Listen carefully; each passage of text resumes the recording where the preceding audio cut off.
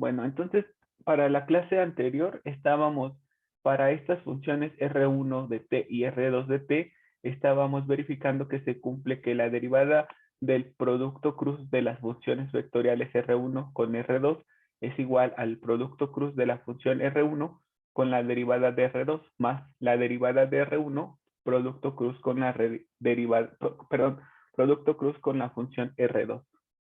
Entonces, hasta la clase anterior, pues ya habíamos calculado la primera derivada de R1 y la derivada de R2. Ya las teníamos porque había sido un ejercicio que habíamos resuelto anteriormente. Y también ya habíamos hecho el producto cruz de R1 con R2 que nos daba esto. Entonces lo que tenemos que hacer ahora es calcular la derivada. La derivada con respecto a t de R1 de t cruz R2 de t, que esta función ya la obtuvimos, que es esta que está en color rojo. Entonces lo único que tenemos que hacer es derivarla. Entonces, ¿quién me puede ayudar a derivar, muchachos? Levanten su mano, por favor, y ya. Si ya la tienen, pues también me la pueden decir. Me la pueden ir diciendo poco a poco, y si no la tienen, pues la vamos calculando. Entonces recuerden que la derivada de una función vectorial, que es esta que tenemos aquí es R1 de t cruz R2 de t. La derivada de esta función vectorial de variable escalar se obtiene derivando cada una de las funciones que la componen. Entonces, ¿quién me puede ayudar a calcular esas derivadas, muchachos? Los escucho. Adelante, Alexa, muchas gracias. Buenos días, profe. Buenos días. La primera, Ajá, primero queda como, bueno, de ahí queda como menos c a la, ajá, la que cuadrada. ajá, ajá, sí, sí, sí. Luego queda como i, bueno, uno Ajá, sobre uno más t, ajá. ¿Qué cuarta? Sí, t cuarto. porque es el argumento al Ajá. cuadrado. Exacto. Ajá. Luego, Por la derivada del argumento todavía hace falta. 2t, Exacto, ya está. Entonces es 2t sobre 1 más t cuarta. Muy bien. Y luego, más arco tangente de t cuadrada. ajá, menos por este signo menos. Ajá. Sí, Arco tangente de t cuadrada, ¿sí? Por. por e a la t cuadrada Ujú, por 2t. exacto. Muy bien, Alexa. Eso de ahí nada más. Exacto. Todo eso en i nada más como tú dices. Muy bien, sí. Muchas gracias, Alexa. Entonces ahora, Yolotzin, ¿puedes ayudarme con la derivada de la segunda función componente o función escalar que compone a mi función vectorial? Por favor. La derivada de esta expresión. Yolotzin. Sí tienes abierto tu micrófono, pero no te escuchamos. No sé por qué. Ya escucho que se mueve. Bueno, perdón. Veo que se mueve, pero no sé por qué no te podemos escuchar. Entonces tu compañera Yolotzit nos dice que la derivada con respecto de t de este producto de funciones que esté por arco tangente de t cuadrada sería 2t sobre 1 más t cuarta. Esa es la derivada de esta expresión. 2t sobre 1 más t cuarta, pero nos hace falta multiplicarlo por t, que justamente eso es lo que ella escribió. T que multiplica a 2t por 1 más t cuarta. Y después, déjenme, ya está. T que multiplica a 2t por 1 más t cuarta. Y después nos dice más arco tangente de t cuadrada, que es la segunda expresión por la derivada de la primera, que la derivada de t es 1. Muy bien, Yolotzi, muchas gracias. Ahora, Luis Fernando, por favor, ayúdame con la derivada de la componente en K, por favor. Sí, profesor. Uh -huh, Ya el resultado final sería uh -huh, menos et cuadrada ajá, menos 2t t cuadrada cuadrada menos 2t cuadrada. Si menos 2t factorizo, cuadrada. bueno, ¿Perdón? entonces, no, es que te iba a decir, y si factorizo el signo, pero no está bien, no pasa nada. Entonces, K que multiplica a, ¿me dijiste qué? Menos et cuadrado Menos ET cuadrada, ajá. menos 2t cuadrada Menos 2T cuadrada, ajá. por e Ujú. elevado a t cuadrada Sí, por el logaritmo natural de t sí, muy bien. menos el coseno de t Ajá, muy bien. más t seno de t. Exacto. Más T seno de T. Muy bien. Muy bien. ¿Están todos de acuerdo, muchachos? ¿Qué dicen? ¿Están de acuerdo con su compañero Luis Fernando? ¿Esa sería la derivada? ¿Cómo fue que salió la derivada del producto? ¿Cómo fue que salió esa derivada? Ajá, permíteme. De hecho, creo que falta algo. Creo que hace falta algo, porque sí, creo que falta algo, pero bueno, ahorita Ah, sí, lo profesor, me revisamos. falta la derivada de, ahí nada más estoy derivando menos t e elevado a la t cuadrada Ajá. por el logaritmo natural tal cual. Me falta Ujú. derivar logaritmo natural, que sería 1 sobre t por No, menos t. es que sí lo tienes ese, pero te falta este término, mira. Te falta menos e a la t cuadrada logaritmo natural de t. Ese término te falta. Este está bien, este está bien, este está bien, este está bien, pero te faltaba este. Y bueno, vamos a ver cómo se obtienen todos esos. Es que fíjense que en la componente en K, aquí está, aquí tenemos tres funciones que se están multiplicando. 1, 2 y 3. ¿Sí las ven? Entonces, por ejemplo, lo que yo hice para calcular el resultado fue considerar solamente dos juntas, estas dos como si fuesen una, y luego por el logaritmo natural de t. Entonces sería la primera expresión por la derivada de la segunda, que la derivada del logaritmo natural de t, como está diciendo su compañero Luis Fernando, es 1 sobre t. Entonces, este 1 sobre t con esta t, pues nos dan la unidad y solo nos queda e a la t cuadrada, y es este término de aquí. El signo menos es porque toda esta expresión es negativa. No sé si ahí van conmigo. ¿Qué dicen? Sí, profesor. Ok. Gustavo, ¿sí? Sí, profe. Ok. Entonces les decía, hice la primera expresión por la derivada de la segunda y me quedó este término. Les repito, el signo menos es porque toda esta expresión es negativa. Muy bien. Después sería la segunda expresión, que es logaritmo natural de t, ahora por la derivada de este, que es un producto. Y entonces otra vez sería el primero por la derivada del segundo, que sería 2t e a la t cuadrada. Después sería más el segundo por la derivada del primero, que es 1. Y entonces ya nos queda logaritmo natural de t por e a la t cuadrada, que es esto de aquí, y logaritmo natural de t por 2t por e a la t cuadrada, que sería 2t cuadrada por e a la t cuadrada y por el logaritmo natural de t, que es esta expresión, y ya. Por eso veía que nos faltaba un término. ¿Sí o no? ¿Qué dice? Sí, profe, ya un poco más Sí, claro. profe. ¿Sí? ¿Seguro? Bueno, está bien. Entonces les decía, fue porque son tres términos. Entonces lo que yo hice para que fuera más fácil para mí fue agrupar estos dos y solamente es logaritmo de t considerarlo como otra función. Y entonces ya hice la primera por la derivada de la segunda, más la segunda por la derivada de la primera, y ya me quedaron estos tres términos. Muy bien, y ahora la derivada de t coseno de t, pues t coseno de t sería la primera expresión por la derivada de la segunda, que sería t por menos seno, entonces sería menos t seno, que por este otro signo menos, que está afectando a toda esta expresión, nos da este signo más que nos dijo su compañero Luis Fernando. Y luego sería la derivada de t por el coseno de t, la derivada de t es 1 y solo queda coseno de t. Y este signo menos es este de aquí. Y ya. Entonces ya terminamos de derivar. No sé si estén todos de acuerdo con nuestros resultados. ¿O a alguien le quedó diferente? ¿Qué dicen? ¿Sí? Sí, está bien, profe. Sí, profesor, es Ok, correcto. muy bien. Entonces ya tenemos el lado izquierdo.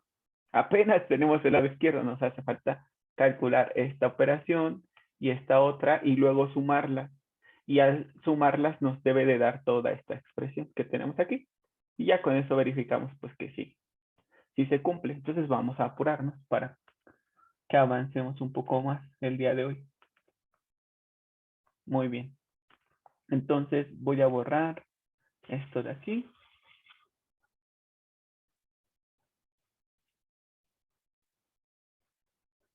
Bueno, no debería haber hecho eso. Entonces, en esta parte del ejercicio ya tenemos el lado izquierdo, ya sabemos cuál es el resultado y ahora vamos a hacer las operaciones de la derecha. Entonces vamos a hacer el producto cruz de R1 con la derivada de R2. Entonces vamos a hacerlo mediante un pseudo determinante, los vectores I, J y K. Y bueno, entonces por favor, Juan, ¿qué escribimos en el segundo renglón? Hola, buenos días. Buenos En el días, Juan. en el segundo renglón ponemos la función R1, Ajá, sus que es, componentes. Ajá. que es T logaritmo natural de T. Sí, muy bien. En J ponemos coseno de T. Sí, muy bien. Y en K ponemos menos arco tangente de T cuadrada. Exacto, muy bien, Juan. Y en el segundo de la derivada, que ya Sí. la tenemos, Ajá. sería 1 en Sí. I Ujú, menos 2T elevado a la T cuadrada, ujú. y del otro sería 0. Exacto, muy bien, Juan. Y ya entonces puedes ayudarnos con la componente ni, por favor. Sí, entonces sería coseno por 0, sería 0 menos, pero como son dos menos, se convierte a más. Digo, perdón, como son dos menos, Ajá. es más, menos Ajá. el del determinante sería menos Ajá. 2t exponencial a la elevada a las 2, a la t cuadrada, perdón, Sí. eh, arco tangente de t cuadrada. Exacto, Juan. Muy bien. Arco tangente de Sí. t cuadrada. En i. Todo eso en i. Ujú. Muy bien, Juan. Muchas gracias. Y entonces le pedimos ahora a Gus que nos ayude con la componente en J, por favor. Entonces, un momento, Gus, para sus compañeros, para alguno que esté perdido, nada más recuerde que para la componente en i se tapa el renglón y columna de donde aparece i. Entonces nos quedan estos cuatro elementos y sacamos el determinante de estos cuatro elementos. Entonces, coseno de t por 0, pues es 0. Y el producto de estos dos, que menos por menos da más, pero como la multiplicación es hacia arriba, vuelve a ser menos. Muy bien, Juan. Y ahora sí, Gus, te toca. Te escuchamos. Ah, buenos días, profe. Buenos días. Sería, Ujú. bueno, 0 porque es t logaritmo natural de t por 0. Ajá, muy bien, sí. Y sería menos, Ujú. pero por el menos del arco tangente es más. Ujú. Arco tangente de t cuadrada Exacto, arco tangente de t cuadrada por en j. J. Ajá, pero como recuerda que estos elementos que tomamos el primer renglón, los signos que tienen sus cofactores son más, menos y más, Ah, sí, entonces esta expresión es negativa. es negativa. Sí, Ok, muy bien, Gus. Muchas gracias. gracias. Entonces, si tú quieres ayudarme con el componente en K, por favor, te lo agradeceré. Sí, Ujú, sería eh, t logaritmo natural de t más ujú. Sí, eh, por, bueno, T sería, logaritmo, bueno, podemos ponerlo negativo, ajá, menos, eh, por 2t a la t cuadrada, ajá, por 2t a la t cuadrada. Sí, menos sí, coseno de t. exacto. Muy bien, en K. Porque entonces para este, Sí, observen ustedes, muchas gracias. Para este tapamos el renglón y columna donde aparece K y nos quedan estos cuatro elementos. Y entonces de esos cuatro elementos, su compañero Gus hizo el producto de estos, nos quedó esta expresión de aquí, menos el producto de estos y nos quedó esta expresión de aquí. Muy bien, Gustavo, muy bien. Listo. Entonces ya solamente simplificamos rápidamente, nos queda R1 de t cruz R2' de t, o sea, la derivada de R2 sería menos 2t a la t cuadrada por el arco tangente de t cuadrada en i. Después sería menos arco tangente de t cuadrada en j. Y por último sería menos entre paréntesis t, perdón, sería 2t cuadrada logaritmo de t por e a la t cuadrada más el coseno de t y todo eso en k. Porque esta t con esta 2t nos da esta 2t cuadrada. No sé si estén de acuerdo, muchachos. ¿Qué dicen? Sí, profesor. Sí, Ok, profe. ok. Muchas gracias. Y bueno, para que no nos confundamos, pasamos el logaritmo hasta el final. Listo, ya está. Entonces ahora lo que vamos a hacer es esta otra operación. Por favor, si quieren ayudarme, levanten la mano. Vamos a hacer esta otra. Pero terminen de copiar primero esta y ahorita seguimos. Grabación. Ahora lo que vamos a hacer es el producto cruz de la derivada de R1 con R2, la función R2. Entonces, por favor, Ricardo, ¿podrías decirnos cómo quedaría el determinante? Sí, buenos días, profe. Buenos días. Bueno, primero quedaría ahí J y K. Ajá, muy bien. Luego en el segundo renglón Ajá, quedaría la derivada de R1, ajá. que sería en I 1 más el logaritmo de T. Sí, muy bien. Luego en J sería coseno de T. No, menos seno de T, perdón. Ajá, sí, muy bien. Perfecto. Y en K sería menos 2T Sí, sobre 1 más T cuadrada. sí. T cuarta, ¿no? Ajá, T cuarta. Ajá, perfecto. ¿Y Y R2? R2 es en I es T y en Ajá, J es perfecto. menos T cuadrada. Y en K Menos no e tiene. a la t cuadrada. Ajá, y en k es 0. Perfecto, muy bien. Y entonces, ¿puedes darme la primera componente de esta operación, Sí, por favor? Ajá, sería I, bueno, la de I por, ajá, se cancela, es, bueno, ese es 0, luego menos, bueno, es igual menos ET cuadrada sí, por, por 2T sí, entre 1 más T a la 4. exacto, muy bien, muy bien. Muchas gracias, Ricardo. Perfecto.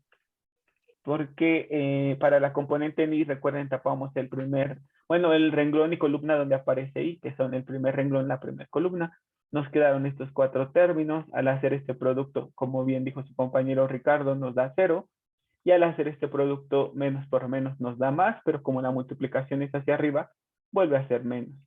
Muy bien. Y ahora, Emanuel, ¿puedes ayudarnos a continuar, por favor?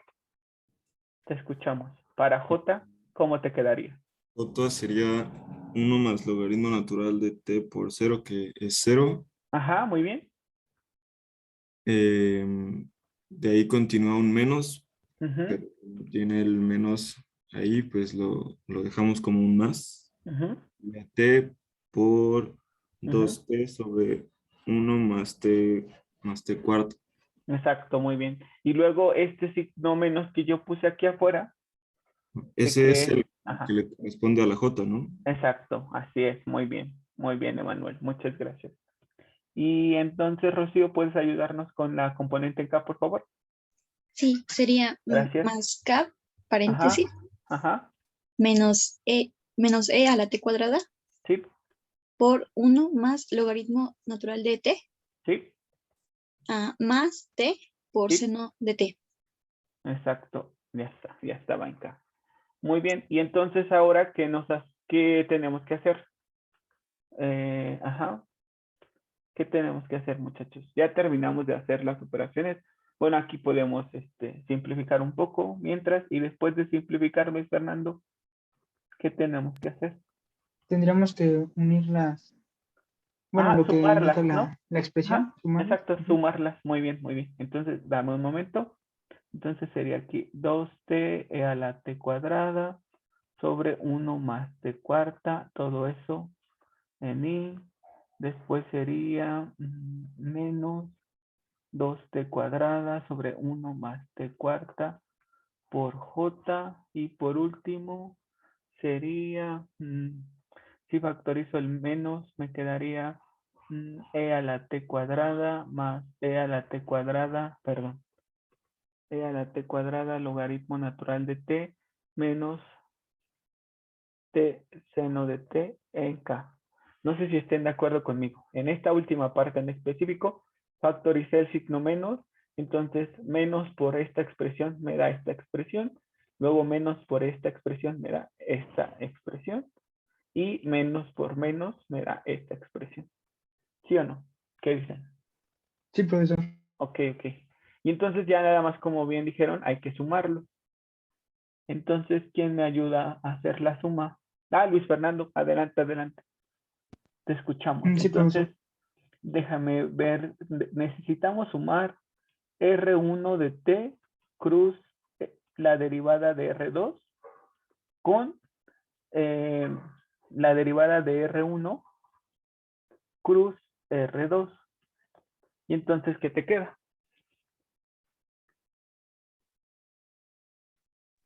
Pues sería menos 2t e Ujú, elevado a la t cuadrada ujú, por el arco tangente de t cuadrada ujú. menos Sí, el 2t por sí, e elevado a la t cuadrada sí. sobre 1 más t elevado a la cuarta Ujú, en componente i. ujú. Todo eso en I. Muy bien. Ok. Y ¿Continúo? luego, sí, por favor. Ok. En j sería menos arco tangente de t cuadrada. Menos, ok. Bueno, le voy a poner aquí más. Y ya, lo demás lo escribo Y en dentro T. sería menos arco tangente de t cuadrada. Ajá, menos arco tangente de T cuadrada, ¿sí? Menos 2t cuadrada sobre 1 más t elevado a la cuarta potencia. Ujú, Eso en componente j. ajá, muy bien. Y le digo la de acá. Sí, Sería más menos 2t cuadrada por e elevado a la t cuadrada por el logaritmo natural de t ujú. más el coseno de t. No, porque Menos sería menos, el menos, ajá, ese signo menos afecta a estas dos. Ajá, sí, menos coseno de t sí. eh, menos e elevado a la t cuadrada Eh, E elevado a la T cuadrada. Sí, perdón. E elevado a la T cuadrada, sí.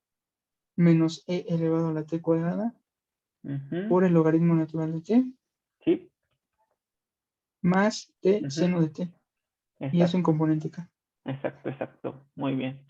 Y esta expresión que coloqué en color verde es igual a la que habíamos obtenido en la hoja anterior, muchachos. ¿Qué dicen? Pues vamos a irla viendo, ¿no? Vamos a ir término a término. Entonces sería menos 2t e a la t cuadrada. Y aquí estoy. Aquí está. Entonces sería menos 2t e a la t cuadrada. Y entre 1 más t cuarta. Menos 2t e a la t cuadrada, que está aquí. Menos 2t e a la t cuadrada entre 1 más t cuarta. Muy bien. Después sería e a la t cuadrada 2t por menos arco tangente de t cuadrada. 2t e a la t cuadrada por arco tangente de t cuadrada. Entonces, esos términos, si son iguales, ¿qué dicen? ¿Sí? Sí, Ok. Y luego, según la componente en J, teníamos menos arco tangente de t cuadrada menos 2t cuadrada sobre 1 más t cuarta. Y vamos a ver. Entonces sería menos 2t cuadrada sobre 1 más t cuarta menos arco tangente de t cuadrada. Entonces también está bien, la segunda componente son iguales. Y ahora para la tercera componente tenemos menos 2t cuadrada e a la t cuadrada logaritmo natural de t. Entonces 2t cuadrada e a la t cuadrada logaritmo natural con signo menos. Y aquí tenemos menos 2t cuadrada e a la t cuadrada logaritmo natural de t. Si está esa componente. Bueno, esa parte de la componente en K. Después sería menos coseno de t. Y por aquí debe de haber un menos coseno de t. Aquí está. Luego tenemos menos e a la t cuadrada. Y aquí también está este término. Luego tenemos menos e a la t cuadrada logaritmo natural de t. Y aquí tenemos menos e a la t cuadrada logaritmo natural de t también. Y por último, más t seno de t. Y aquí está más t seno de t. Y ya, eran 1, 2, 3, 4, 5 términos. Y aquí eran 1, 2, 3, 4 y 5 términos. Y ya estamos bien. Llegamos al mismo resultado. Entonces, por favor, terminen de copiar y ahorita. Muy bien. Entonces vamos a ver la interpretación geométrica de la derivada de una función vectorial de variable escalar. La derivada de una función vectorial de variable escalar representa geométricamente un vector tangente a una curva descrita por la función o por la ecuación vectorial. Entonces, nosotros estamos diciendo que si calculamos la derivada de una función vectorial de variable escalar, esa derivada geométricamente representará a un vector tangente a la curva descrita, que se obtiene por nuestra función vectorial de variable escalar. Porque habíamos dicho eso justamente, que la función vectorial de variable escalar, al asignarle valores de t específico, íbamos a ir obteniendo vectores de posición, cuya punta describía un punto en la curva que se formaba. Entonces, estamos diciendo ahora que si yo calculo la derivada de esa función vectorial, voy a obtener un vector que va a ser tangente a esa curva que se está formando. Entonces, fíjense, aquí tengo a mi vector R evaluado en T0. O sea, a esta función vectorial la estoy evaluando en un valor de T al que le llamé T0. Y obtengo este vector de posición. Y en este vector de posición tengo asociado este punto al que le voy a llamar P0. Bueno, después, si evalúo a mi función vectorial en T0 más delta T, que es la función incrementada, entonces obtengo este otro vector. Y bueno, entonces, ¿quién sería este vector que está aquí que une al punto P0 con el punto P? Ah, pues es una resta de vectores, porque eso lo vimos en cálculo y geometría analítica. Entonces, esta resta de vectores es el vector al que llego, que es R evaluado en T0 más delta T, menos el vector del que parto, que es R de T0. Entonces, aquí está. Tenemos este vector, que es mi función vectorial evaluada en T0, y este otro vector, que es mi función vectorial evaluada en T0 más delta T, y este otro vector que une el punto P0 con el punto P es un vector diferencia. ¿Qué vector diferencia? Pues este vector de aquí menos este otro. Muy bien, perfecto. Y entonces, estamos diciendo que a medida que delta T tiende a 0, ¿qué va a pasar con estos dos vectores, muchachos? A medida que delta T tienda a 0, ¿qué le va a pasar a estos dos vectores? Ajá, Luis Fernando, ¿te escuchamos? ¿Serían iguales? Se están aproximando, ¿no? Se están haciendo cada vez más cercanos, porque esta diferencia delta T, pues se va haciendo cada vez más pequeña. Entonces, imagínense que para un valor de delta T mucho más pequeño, entonces nos queda este vector de aquí. Déjenme dibujarlo. Nos va a quedar, a ver, permítanme. Nos va a quedar, imagínense que este vector de aquí, para otro valor de delta T más pequeño, nos queda este otro vector de aquí. Y entonces, ¿qué le está pasando a este vector diferencia que obtuvimos? ¿Qué le está pasando? Disminuye. Se está haciendo más pequeño hasta, también está cambiando su orientación hasta convertirse en un vector tangente, que es lo que ya está en la siguiente imagen. Entonces, a medida que delta T tiende a 0, este vector se va acercando a este otro y este vector diferencia se va haciendo un vector tangente a la curva. Y así es como interpretamos a la derivada de la función vectorial de variable escalar. Lo estamos interpretando como un vector que es tangente a la curva en un punto específico. Entonces, para cada punto vamos a poder calcular y evaluar a la derivada en cada uno de los puntos de la curva, y al hacerlo estaremos obteniendo un vector tangente a la curva en ese punto específico. Aquí está, observen ya, que en P0 tenemos este vector tangente que es la derivada de la función vectorial evaluada en T0. No sé si se alcanza a ver o no en el esquema B. Si observan que en el punto P0, este vector que es tangente a la curva en ese punto es la derivada evaluada en T0. ¿Sí, muchachos?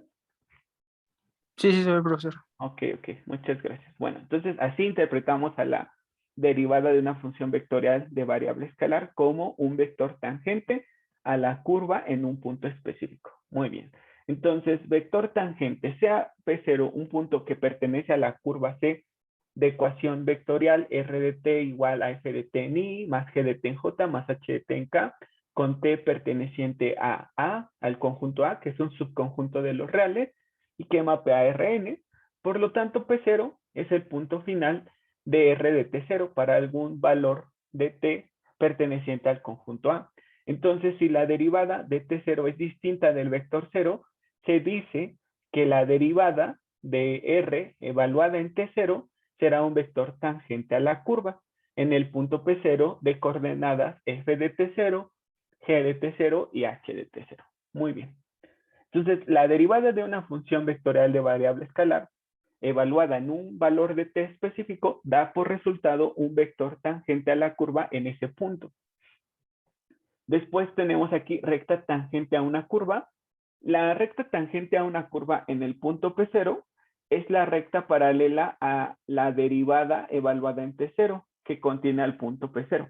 Entonces, la recta tangente a una curva es una recta que es paralela al vector tangente, pero que además de ser paralela al vector tangente, debe de contener al punto P0. Y es que, si ustedes se acuerdan, en el curso de cálculo y geometría analítica les dijeron que para encontrar la ecuación de una recta entre mucha información, podemos utilizar las coordenadas de un punto en la recta y un vector que tenga la misma dirección que la recta. Entonces aquí estamos diciendo que la recta tangente a una curva se podrá obtener si conocemos ese punto de tangencia al que le vamos a llamar P0 y si conocemos su dirección expresada por un vector. Y resulta que el vector que nos dará la dirección de esa recta tangente es el vector tangente, que dijimos que se obtiene con la derivada de la función evaluada en un valor de t específico.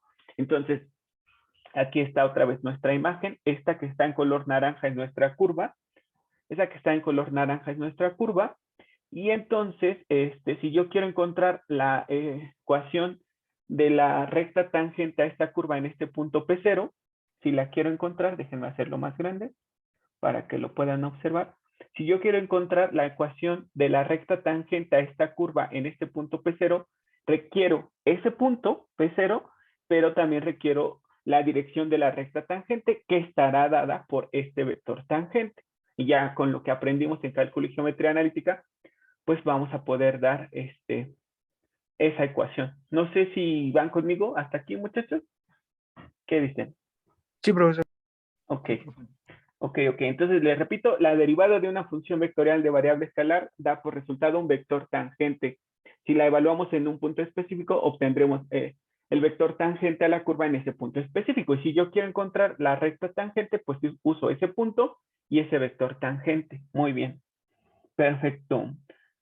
Después dice, recordemos que para indicar la dirección de una recta se puede dar cualquier vector proporcional a R de T0. En particular, es útil muchas veces emplear el vector tangente unitario que se obtiene por normalización. O sea, que si yo encuentro la derivada de la función vectorial y la evalúo en T0, obtengo un vector tangente que en algunos casos será útil volverlo unitario. Y pues lo único que quería recordarles con esta parte de la diapositiva es que un vector se hace unitario si lo normalizamos, o sea, si dividimos entre su módulo o norma. Entonces, aquí tengo a mi vector evaluado en T0 y lo estoy dividiendo entre la norma de ese vector. Cada componente la divido entre su norma. O bien, puedo multiplicar a mi vector R' evaluado en T0 por el escalar 1 entre la norma. ¿Están de acuerdo? ¿Sí?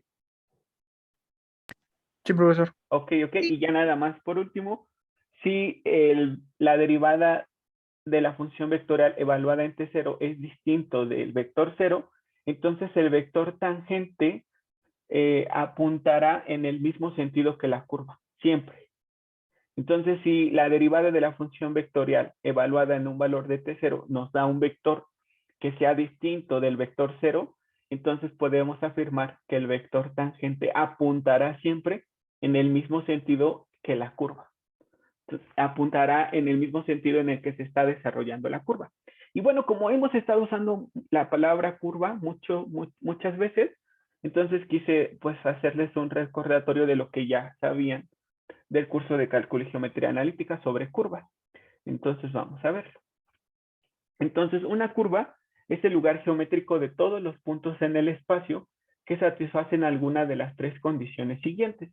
Entonces, una de las condiciones que pueden satisfacer es que una curva sería el lugar geométrico formado por todos los puntos que satisfacen dos ecuaciones cartesianas del tipo f de x, y, z igual a 0.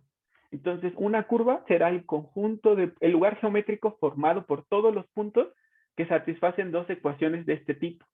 O también será el lugar geométrico de todos los puntos que satisfacen una ecuación vectorial en la que interviene un parámetro. O bien será el lugar geométrico de todos los puntos que satisfacen tres ecuaciones paramétricas en donde solamente aparece también un solo parámetro. Y de hecho eso justamente aprendieron desde el curso de cálculo y geometría, que cuando queremos representar a una curva, solamente interviene un parámetro, uno solo. Si ya interviene más de un parámetro, entonces ya no es una curva, ya se trata de una superficie. Y en otro momento, en otra clase, vamos a estudiar a las superficies cuádricas. Por ahora nos vamos a enfocar en las curvas. Entonces les decía, una curva se puede representar a través de dos ecuaciones cartesianas, donde cada una de ellas representa una superficie, o bien una curva se puede representar con una ecuación vectorial en la que solo interviene un parámetro, o bien con tres ecuaciones paramétricas en las que solo interviene también un solo parámetro. Muy bien, hasta aquí, ¿soy claro? Bueno, entonces, la primera forma en la que se puede representar una curva es a través de dos ecuaciones cartesianas. Les decía, aquí está, de la forma f de x, y, z igual a 0. Entonces, aquí les estoy diciendo que no todo par de ecuaciones cartesianas representa una curva, debido a que cada una de ellas, cada una de esas ecuaciones representa una superficie. Y si las superficies tienen intersección, entonces sí se forma una curva. Pero si las superficies no tienen intersección, pues entonces no se formará una curva. Si las superficies no tienen intersección, pues las ecuaciones que las representan no pueden resolverse simultáneamente y por tanto no tendrán puntos en común y por esa razón no estarán describiendo a una curva. Entonces aquí les puse un esquema de las primeras curvas que estudiaron en el curso de cálculo y geometría analítica, que fueron las cónicas, que les contaron que eran las curvas que se obtenían con la intersección de un cono y un plano, donde cada uno de ellos es una superficie. Entonces, una superficie es un plano, la otra superficie es el cono. Al intersectarse forman el lugar geométrico que se conoce como cónica y pueden ser circunferencias, elipses, parábolas e hipérbolas. Entonces les decía, dos ecuaciones cartesianas representan a una curva, solo si las superficies que representa cada una de las ecuaciones tienen intersección, pero si no tienen intersección, entonces no están describiendo a ninguna curva. Bueno, para que entendamos eso, aquí les puse un ejercicio. Por ejemplo, nos dice, determina si el punto P de coordenadas 3, 4, 5 pertenece a la curva de ecuaciones. Entonces vamos a verlo en GeoGebra, cada una de estas dos ecuaciones para ver qué lugar geométrico están describiendo. Les mencionaba aquí, dos ecuaciones de este tipo están describiendo a una superficie. Y si esas superficies tienen intersección, entonces la intersección será una curva. Si no tienen intersección, pues no están describiendo a ninguna curva. Y para que este punto pertenezca a una curva específica, que no sabemos cuál es, deberá de satisfacer ambas ecuaciones. Entonces, eso sí lo podemos hacer de manera sencilla. Este punto pertenece a ambos lugares geométricos y por tanto a una curva si satisface sus dos ecuaciones. Entonces, ¿ustedes creen que sí la satisface o no? ¿Qué dicen? Sí. Pues vamos a verlo. Entonces, aquí quedaría 3 al cuadrado sería 9. 9, exacto. Y 4 al cuadrado sería 16. 16. Entonces, 9 más 16 es 25. Y del lado derecho sería z al cuadrado, donde z es igual a 5, sería 5 al cuadrado es 25. Entonces se satisface. ¿Están de acuerdo? 25 Sí. es igual a 25. O sea que este punto sí pertenece a este lugar geométrico. Pero vamos a ver si ahora este punto también pertenece a este otro lugar geométrico. Y si pertenece a los dos lugares geométricos, entonces está perteneciendo a una curva, la curva que se obtiene con la intersección de estas dos superficies. Muy bien, entonces vamos a ver, aquí nos quedaría 2 por 3, menos 4 más 3 por 5 menos 17, tiene que ser igual con 0. Entonces 2 por 3 es 6, menos 4, 3 por 5, 15, y menos 17 igual con 0. Entonces nos quedaría 6 más 15 es 21, y menos 4 menos 17 es menos 21. Entonces nos queda 0 es igual a 0. También satisface la segunda ecuación, por lo tanto el punto pertenece también a la segunda superficie y por tanto pertenece a la curva que se obtiene con la intersección de esas dos superficies. Y vean, vamos a verlo en GeoGebra rápidamente. Déjenme tomarle una foto a las ecuaciones y ya. Entonces, déjenme ver. Ya les estoy compartiendo GeoGebra, se supone. ¿Me pueden confirmar que lo están Aún viendo? no, profesor. Ya. Ok, muchas gracias. Vamos a ver la vista gráfica 3D.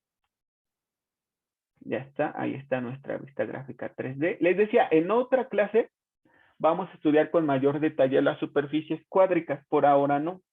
Solamente vamos a verla en GeoGebra.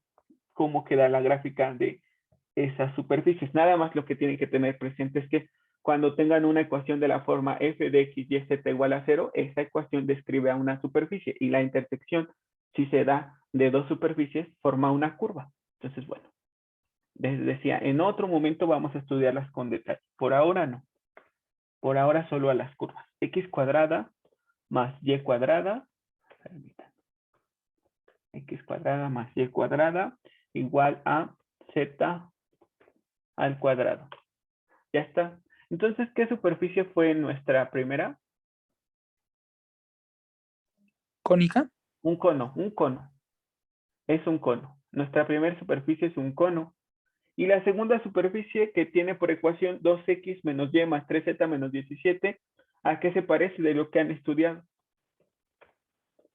2x menos y más 3z. ¿Un plano? Un plano, exacto. Es un plano. Listo. Ahí está. Entonces se pintó en color azul el plano. Y observen que el plano está cortando al cono. Y ese lugar donde corta el plano al cono se forma lo que se conoce como una curva. Entonces les decía, una curva se obtiene con la intersección de dos superficies. Y bueno, vamos a identificar a nuestra curva aquí en GeoGebra. Hay un comando que dice intersección de dos superficies. Entonces le damos clic ahí y seleccionamos al plano y al cono. Y ya nos está diciendo cuál es la curva que se formó, que es esta, que está aquí. Déjenme hacerlo más pequeño. Puedo moverlo, permítanme.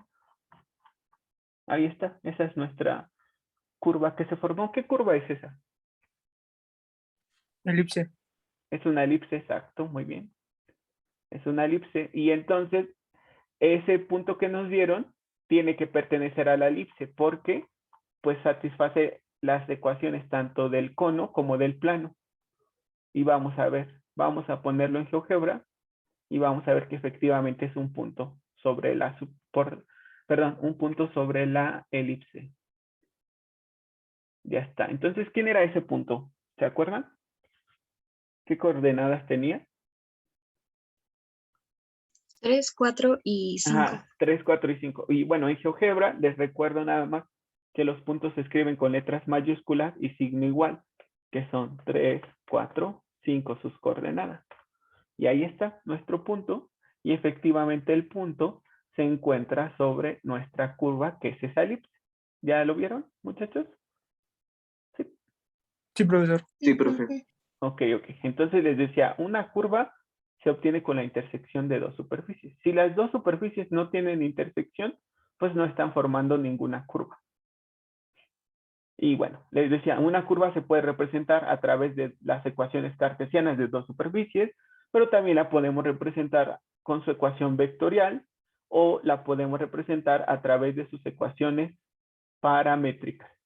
Esas son tres formas de representar a una curva, con dos ecuaciones cartesianas, donde cada una de ellas es una superficie, con una ecuación vectorial o con unas ecuaciones paramétricas. Y vean aquí GeoGebra, cuando le dimos el comando de curva, ya nos encontró la ecuación vectorial de esa curva. Aquí nos está dando la ecuación vectorial de la curva, pero bueno. Vamos a ver los otros ejercicios que tenemos ahí en la presentación. Entonces, vamos a ver. Déjenme regresarme a la presentación. Ok, muy bien. Bueno, en este caso, en los otros dos ejercicios nos están diciendo que determinemos si esas dos superficies que nos dan están describiendo a una curva o no. Y si la están describiendo, que demos un punto de esa curva. Entonces vamos a verlo en GeoGebra rápidamente para avanzar.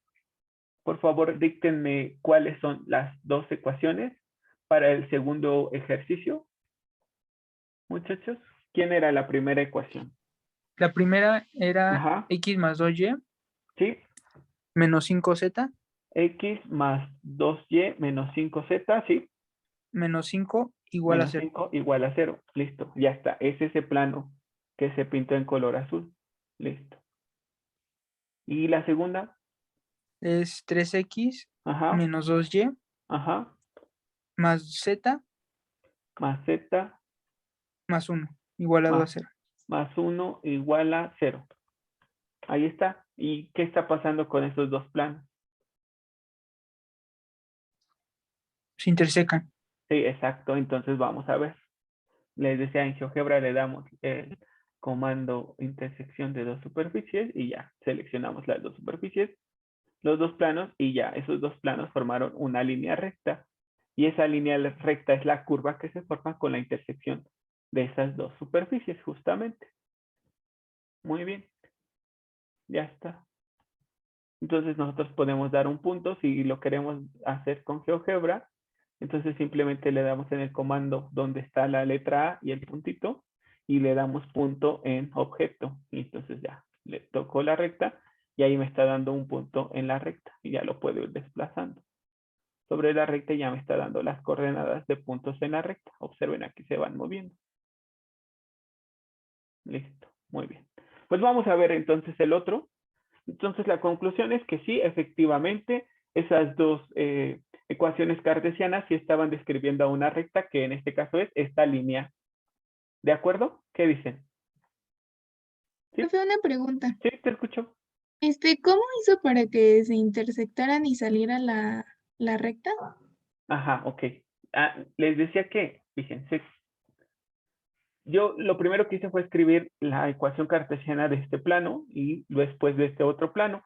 Y aquí en GeoGebra tiene un comando que es este, que es un cono con un plano y es intersección de dos superficies. Le doy clic ahí y entonces toco a las dos superficies. Toco a este plano y a este otro y ya entonces GeoGebra me arroja cuál es la curva que se obtiene con la intersección de esas dos superficies, que fue esta línea recta. Y ya yo si quiero dar un punto en la línea recta, lo único que hago es seleccionar en la opción de punto en objeto, toco el objeto y ahí ya me da un punto en el objeto y lo puedo mover sobre el objeto. Y no se va a mover de él porque justamente está asociado a este objeto, que es la línea recta. ¿Sí? ¿De acuerdo? Sí, muchas gracias. Por nada, por nada. Entonces vamos a ver las otras dos ecuaciones para ver si cada una de esas superficies en conjunto, bueno, cada una de esas ecuaciones describe a una superficie, pero vamos a ver si en conjunto describen a una curva. Entonces, ¿cuáles eran esas ecuaciones para el tercer ejercicio que aparecía ahí? Era z menos 1 al cuadrado Ajá, z menos 1 al cuadrado, ¿sí? más y más 7 al cuadrado. Y más z, no, y más 7 7 dijiste, ajá. Y más 7 al cuadrado, ajá, igual, y igualado a 3x. exacto, ya está. Entonces vean, ¿qué es esto? ¿A qué les parece? Les digo que todavía no hemos visto esto de las superficies cuádricas. Lo vamos a ver con detalle en otra clase. ¿Pero ¿Paraboloide? qué es? Un paraboloide, exactamente, es un paraboloide. Listo. Y ahora nuestra siguiente ecuación, ¿quién es? Sí, es x menos 2 al cuadrado Ajá, muy bien. más y más 7 al cuadrado Sí. más z Ujú. menos 1 al cuadrado Z menos 1 al cuadrado. Ajá. igualado a 1. Exacto. Muy bien, ya está. Y entonces voy a apagar la primera superficie y para que vean la segunda. ¿Qué fue la segunda superficie? Una Una esfera. esfera. Una esfera, exacto, con centro en 2, menos 7,1 y de radio 1. Y entonces, si enciendo la otra superficie, bueno, le voy a cambiar de color aquí para que no se me confundan. Ok, color, le pongo azul. Muy bien, entonces ya está. Mi esfera ya es de color azul y mi paraboloide es en color rojo. Y entonces observen, la esfera y el paraboloide están en contacto, se cortan en algunos puntos. No. No, entonces significa que esas dos superficies no están describiendo a una curva porque no tienen intersección. ¿Están de acuerdo? Entonces les repito, lo único que quería reforzar con esto es que ustedes tuviesen claro el hecho de que para que dos superficies describan a una curva, estas superficies deben de cortarse. Si se cortan, entonces esos puntos que tienen en común forman parte del lugar geométrico que se conoce como curva. Pero si no se cortan, entonces no están describiendo a ninguna curva. Y ya. Muy bien, vamos a seguir con la presentación. Perfecto. Entonces, ya vimos la representación cartesiana de una curva, que es a través de dos superficies. Bueno, después la representación vectorial de una curva. Para representar vectorialmente a una curva, basta con la utilización de un parámetro. Eso es súper importante. Si solo vemos un parámetro en la ecuación vectorial, eso significa que estamos describiendo a una curva. Si ya hay más de un parámetro, si hubiera dos, entonces eso ya no es una curva, eso es una superficie. Pero bueno, ahorita estamos estudiando curvas. Entonces, sean f1 de t, f2 de t y f3 de t, tres funciones reales de variable real t, cuyos dominios son delta 1, delta 2 y delta 3 respectivamente. Entonces, nuestra curva C es el conjunto de ternas ordenadas tales que la coordenada en X está dada por la primera función, la coordenada en Y por la segunda función y la coordenada en Z por la tercera función, y donde T se obtiene con la intersección de los dominios de cada una de las funciones. Eso ya lo sabíamos. Entonces, esta curva es un conjunto de ternas ordenadas con una gráfica en el sistema cartesiano X, Y, Z, o sea, en el sistema tridimensional.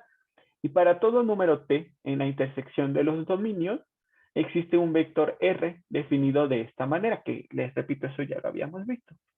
Entonces, para cada valor de t, esta función vectorial o esta ecuación vectorial definirá el vector de posición de un punto. Cuando t toma todos los valores en la intersección de los dominios, el punto final de la representación del vector de posición trazará una curva. Entonces, para cada valor de t dentro del dominio de mi función, que se obtiene con la intersección de los dominios de cada una de estas, voy a obtener vectores de posición que describirán puntos en la curva. Y si yo uno todos esos puntos, pues voy a obtener la gráfica de la curva que está representada por esta ecuación vectorial. Y como nosotros también ya lo habíamos visto en cálculo y geometría analítica, en el caso de las rectas, recuerden que a una recta la puedo representar a través de su ecuación vectorial, que tiene una forma como esta, y si yo a esa ecuación vectorial la igualo con el vector genérico de R3 que tiene componentes X, Y y Z, entonces en este caso la componente en X será igual a la primera función escalar, la componente en Y a la segunda y la componente en Z a la tercera función escalar. Con eso, al hacer esa igualdad de vectores, estoy obteniendo lo que se conocen como ecuaciones paramétricas de mi curva C. Y observo y tengo que reforzar el hecho de que tanto en la ecuación vectorial como en las ecuaciones paramétricas debe de aparecer solamente un parámetro, y que en el caso de que mi curva se encuentre contenida en el plano XY, entonces la componente en K valdrá 0. Si mi curva está contenida solo en el plano XY, entonces tendré dos ecuaciones paramétricas y la ecuación en Z será Z igual a 0. Si está en el espacio, pues tendrá que tener componente en X, componente en Y y componente en Z. ¿Están de acuerdo, muchachos? ¿Sí se acuerdan de esto? De cómo partiendo de la ecuación vectorial puedo llegar a las ecuaciones paramétricas. En este caso les estoy diciendo igualando la primera componente de la función vectorial con X, la segunda con Y y la tercera con Z. Y entonces al hacer eso obtengo lo que se conoce como ecuaciones paramétricas de mi curva. ¿De acuerdo, muchachos? Sí. Sí, profesor. Sí, profe. Sí, profe. Bueno, después el concepto de intervalo paramétrico se llama intervalo paramétrico al conjunto de valores de t para los cuales está definida la función vectorial, es decir, el conjunto de valores de t que pertenecen al dominio de la función vectorial. El intervalo paramétrico, que es el que nos ayudará a definir a nuestra función vectorial, se obtiene realizando la intersección de los dominios de cada una de las funciones que componen a mi función vectorial. Entonces calculo el dominio de la primera función, calculo el dominio de la segunda, calculo el dominio de la tercera y hago la intersección.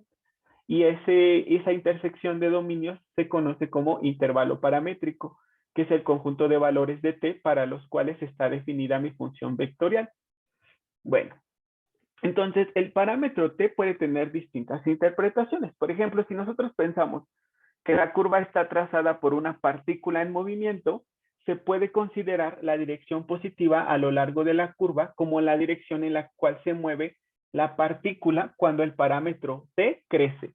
En este caso, t se puede interpretar como la medida del tiempo y la curva dada por sus ecuaciones vectorial o paramétricas representará la trayectoria del móvil, cuya posición en cualquier instante estará dada por el vector de posición r o por las coordenadas x, y, z, dependiendo de qué ecuación se use.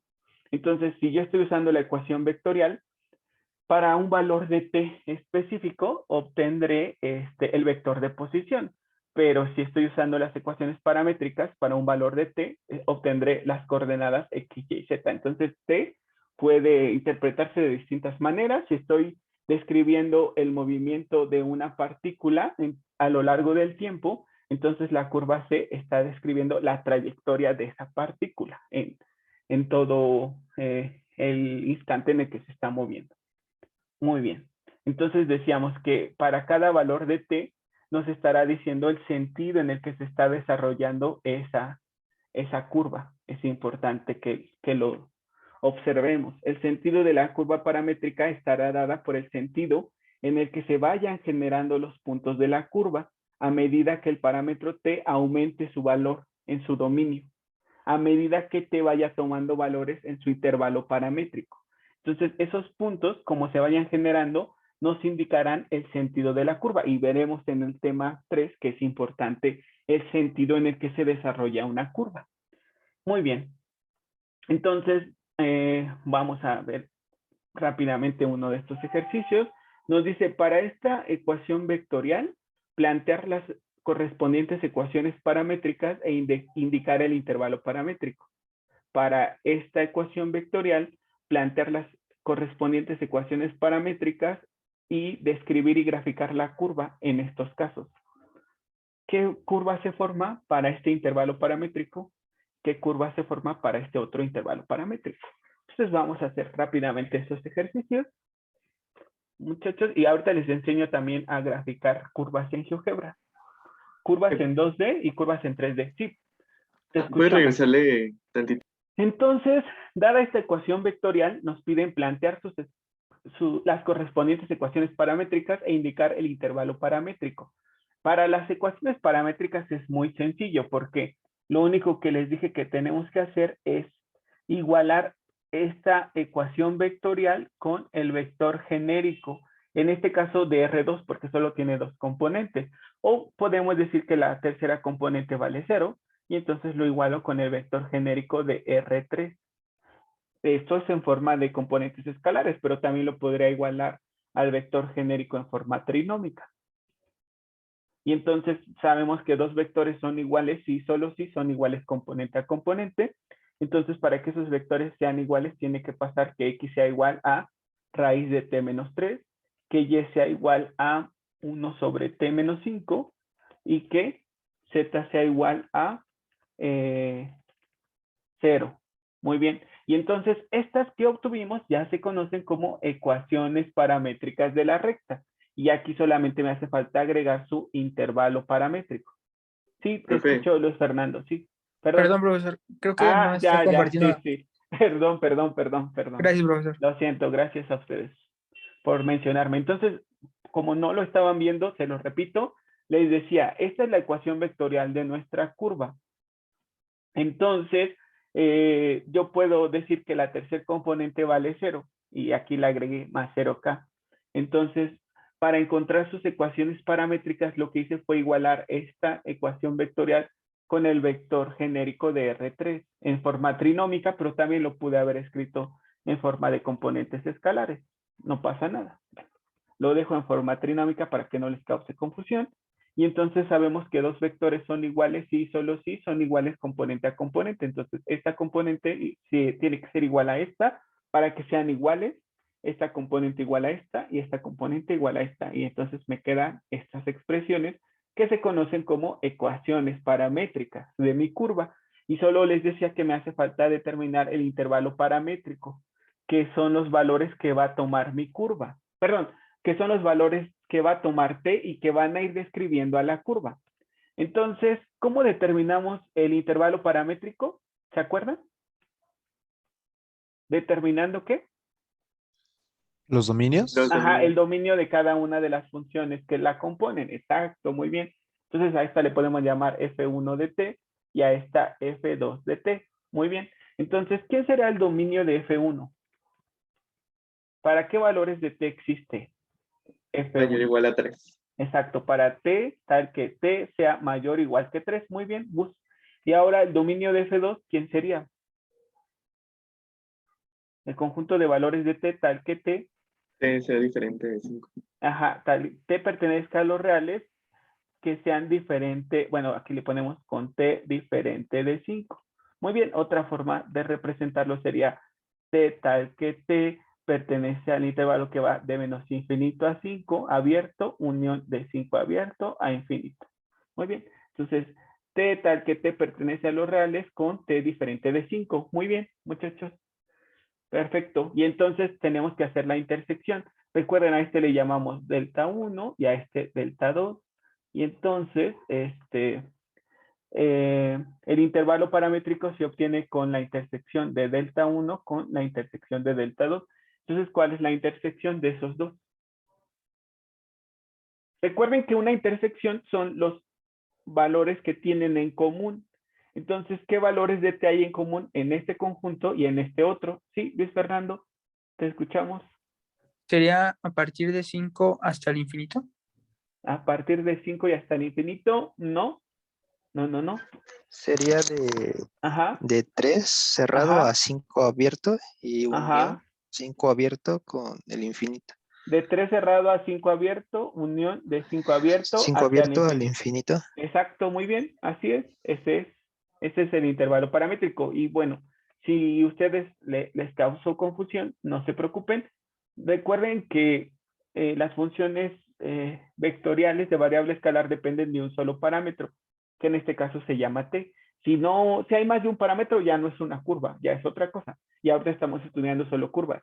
Entonces, para una de las variables, su intervalo paramétrico, bueno, el conjunto de valores que puede tomar t, iba del 3 hacia el infinito. Muy bien.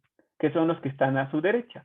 Y para la otra variable, que es y, los valores que puede tomar t eran todos los reales, todos, excepto el 5. En 5 no lo podía tomar. Y entonces, ahora sí, el intervalo paramétrico se da con la intersección de ambos dominios. Y una intersección se puede observar gráficamente donde estén ambos colores mezclados. Entonces, ¿dónde están ambos colores mezclados? Pues a partir de 3 hacia la derecha, con excepción del 5, porque el 5 no puede tomarse debido a es que la segunda función no puede tomar el valor de 5. ¿Están de acuerdo? Entonces, por eso el intervalo paramétrico, como dijo su compañero, va de 3 cerrado hacia el 5 abierto, porque esta función 2 no lo puede tomar, y de 5 abierto al infinito. Ese es el intervalo paramétrico. ¿Qué dicen, muchachos? ¿Sí? Sí, profesor. Ok, Sí, ok, profe. muy bien. Entonces, por favor, tómense un momento para que lo copien y ahorita ya seguimos.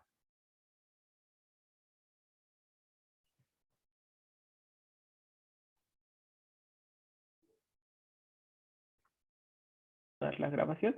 ¿Cómo poder dibujar a una curva en GeoGebra si mi curva está en el plano? Entonces, en el siguiente ejercicio que venía en la presentación, nos daban las ecuaciones paramétricas que eran t cuadrada menos 2t en i y t más 1 en j.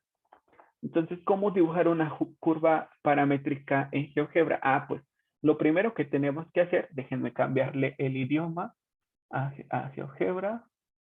No sé por qué está en inglés. Aquí está.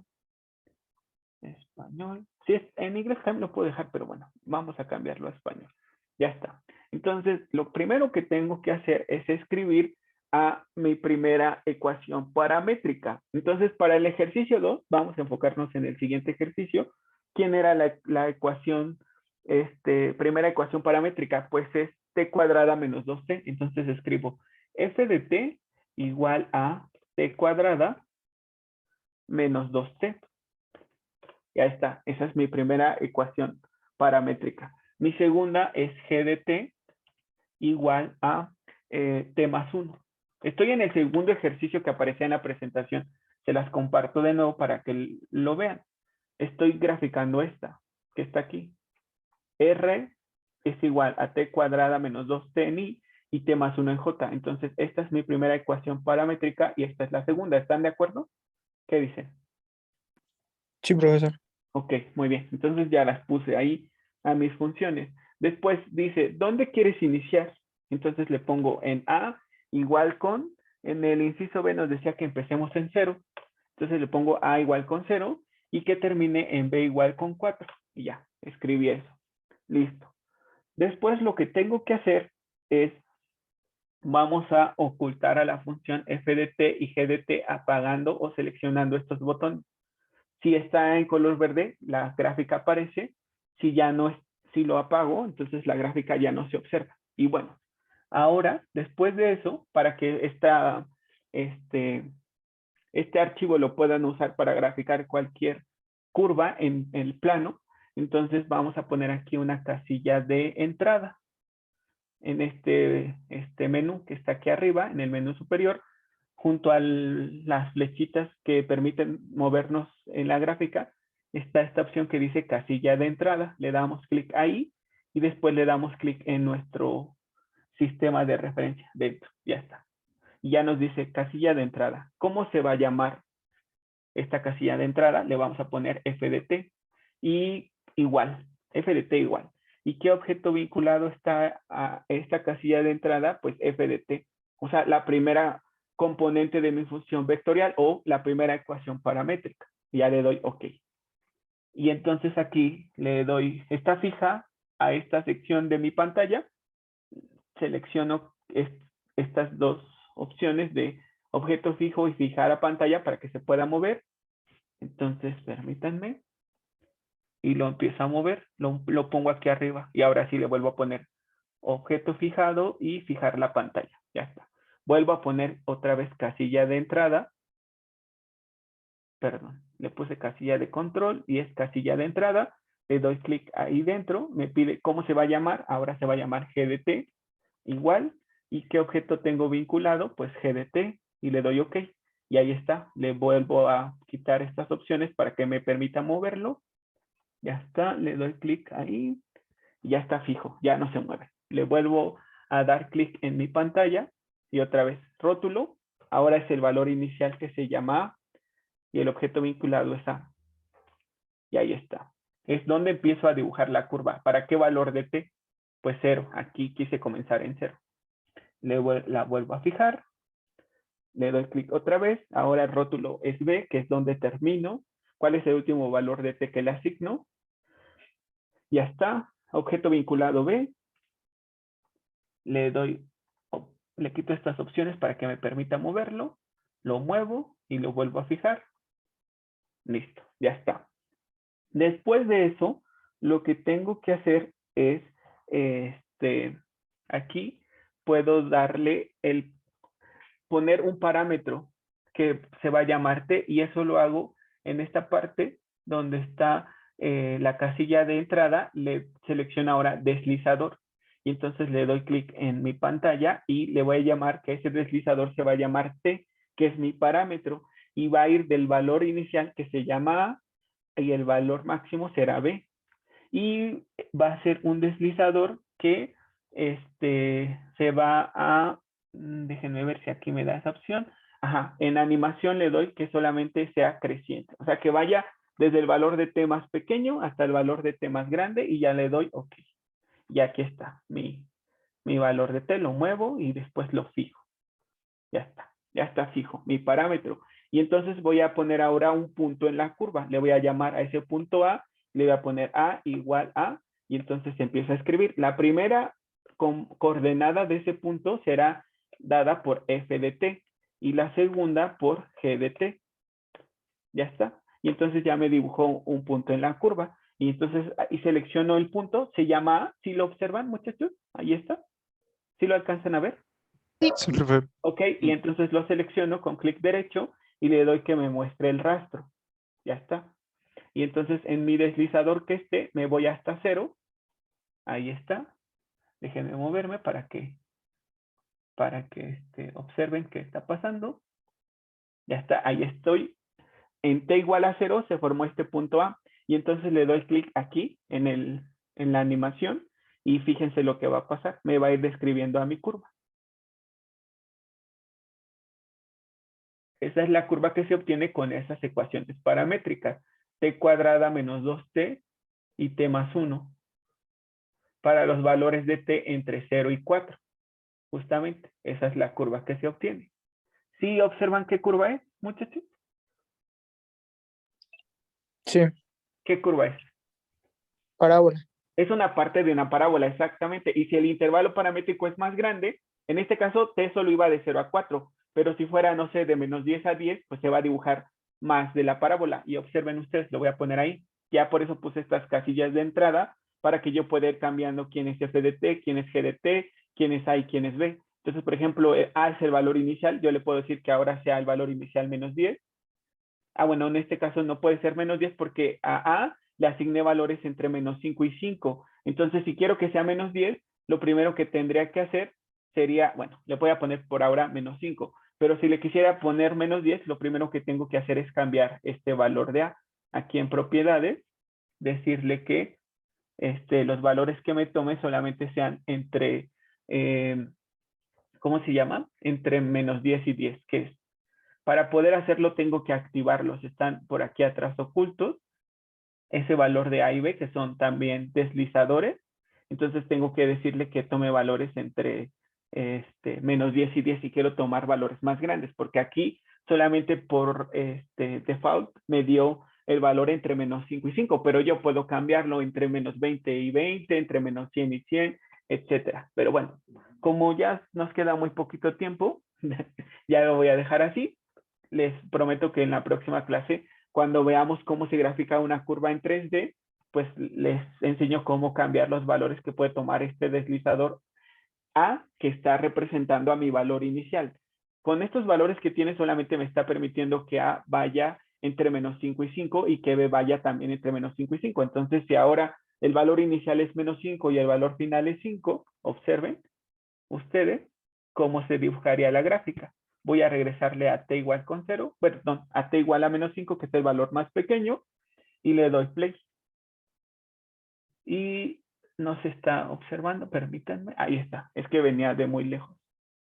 Entonces está dibujando la misma parábola, pero con más puntos en ella, porque los valores que está tomando t son muchos más. Entonces, ¿cuál es el sentido de mi curva? Pues dijimos que el sentido de la curva está dado por cómo se van dibujando los puntos. Entonces yo podía poner una flechita que apunte en esta dirección. ¿Están de acuerdo, muchachos? ¿Qué dicen? Sí, profesor. Ok, bueno, Sí, pues profe. muchas gracias. Gracias a todos por conectarse a la sesión de hoy. Nos vemos el día jueves para continuar con esto de curvas. Ahora vamos a ver curvas en R3, cómo se dibujan en GeoGebra esas curvas en R3. ¿Está bien, muchachos? Sí, profe. Sí, profesor. Gracias.